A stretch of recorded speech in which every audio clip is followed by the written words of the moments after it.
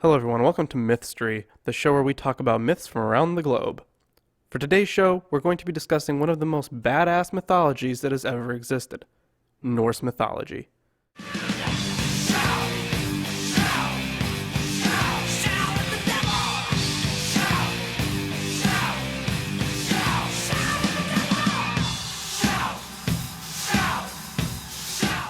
Vikings have been romanticized for a long time, and there's good reason.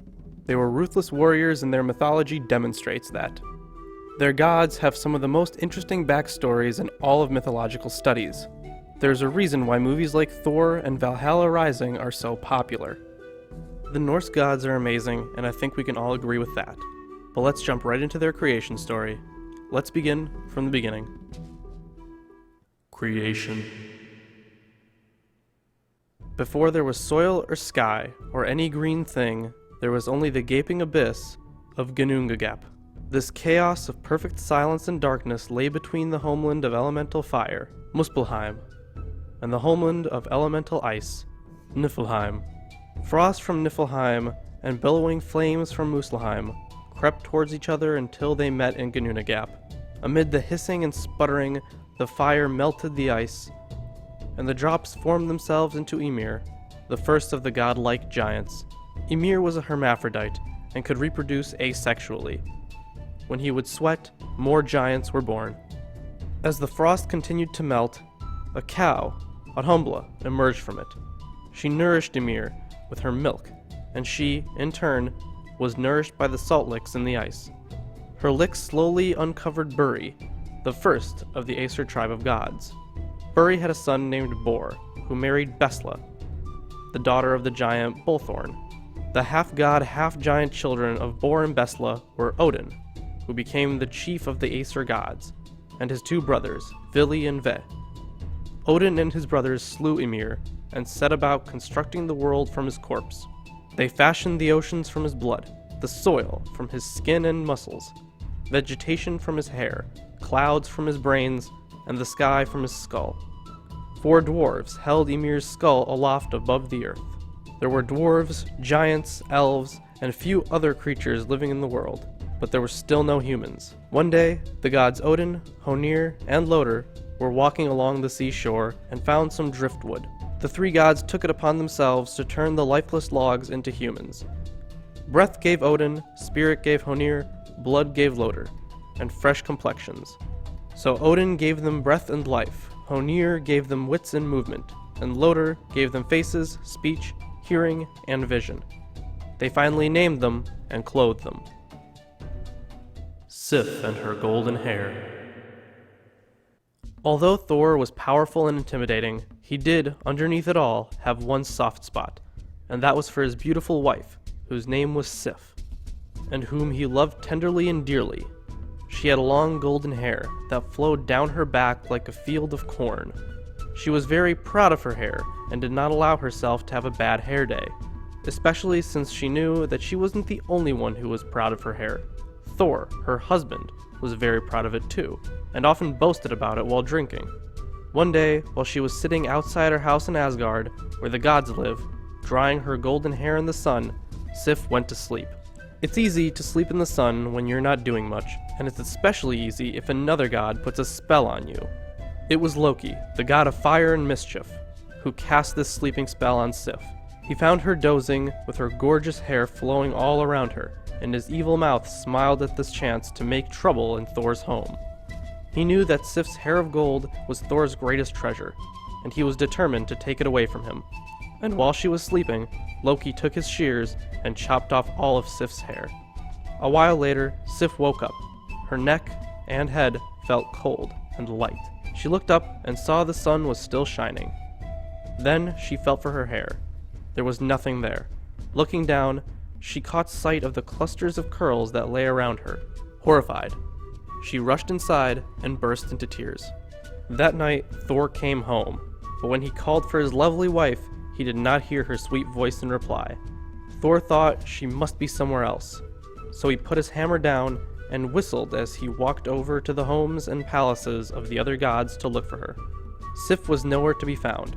Sadly, Thor came home, and he did not like coming back to an empty house. "Sif," he called again and again, "come back to me." And then he heard his name in a whisper. Sif stood in the shadows so that Thor could only see her outline.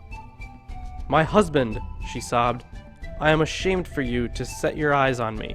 I must leave Asgard, the home of the gods, which is beautiful and perfect, and to go hide somewhere else." "Don't speak like that. What has happened to you, my sweet, that you may say such terrible things?" asked Thor. "Come out so that I can see you.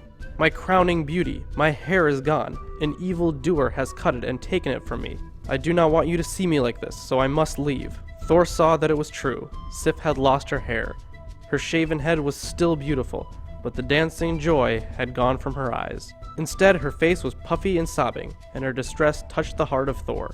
Thor led Sif and her veil to the court of the immortals, where some of the other gods and goddesses were seated on crystal benches, sipping mead in council.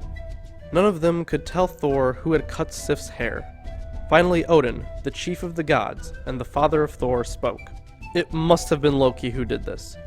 He is the god of fire, and we all know that fire can wreak much mischief.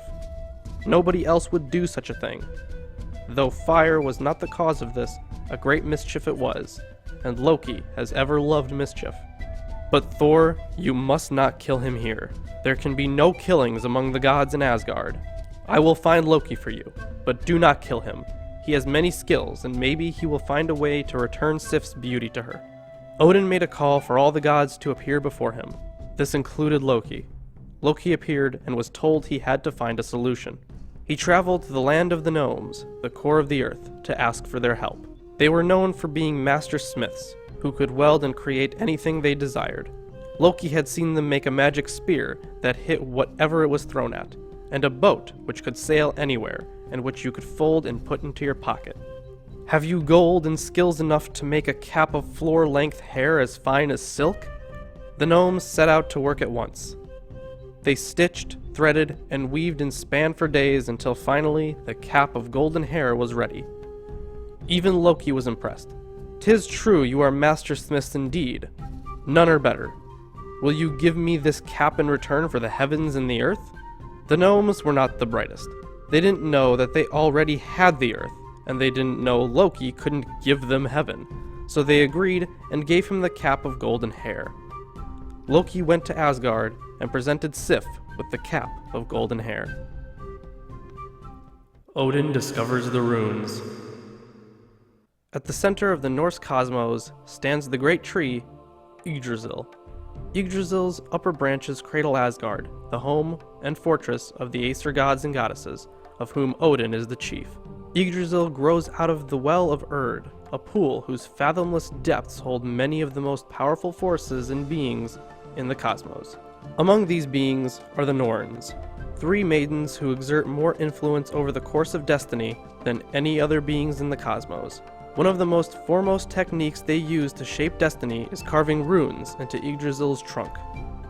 The symbols then carry these intentions throughout the tree, affecting everything in the 9 worlds. Odin watched the Norns from his seat in Asgard, and envied their power and their wisdom, and he bent his will toward the task of coming to know the runes. Since the runes' native home is in the Well of Erd with the Norns, and since runes do not reveal themselves to any but those who prove themselves worthy of such fearful insights and abilities, Odin hung himself from a branch of Yggdrasil, pierced himself with his spear, and peered downward into the shadowy waters below. He forbade any of the other gods to grant him the slightest aid, not even a sip of water. And he stared downward, and called to the runes. He survived in this state, teetering on the fence that separates the living from the dead, for no less than 9 days and nights. At the end of the 9th night, he at last perceived shapes in the depths, the runes. They had accepted his sacrifice and shown themselves to him, revealing to him not only their forms, but also the secrets that lie within them. Having fixed this knowledge in his formidable memory, Odin ended his ordeal with a scream of exultation.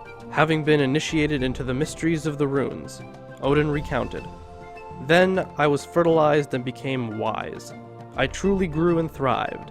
From a word to a word, I was led to a word. From a work to a work, I was led to a work." Equipped with the knowledge of how to wield the runes, he became one of the mightiest and most accomplished beings in the cosmos. He learned chants that enabled him to heal emotional and bodily wounds, to bind his enemies and render their weapons worthless, to free himself from constraints, to put out fires, to expose and banish practitioners of malevolent magic, to protect his friends in battle, to wake the dead, to win and keep a lover, and to perform many other feats like these. There are countless tales in Norse mythology, and each one is more amazing than the last. Thanks for watching this episode of Mythstory on Norse mythology. Make sure to like and subscribe, and tell us what mythology you want us to cover next in the comments below. And if you really love us, consider supporting us on Patreon. We'll see you next time.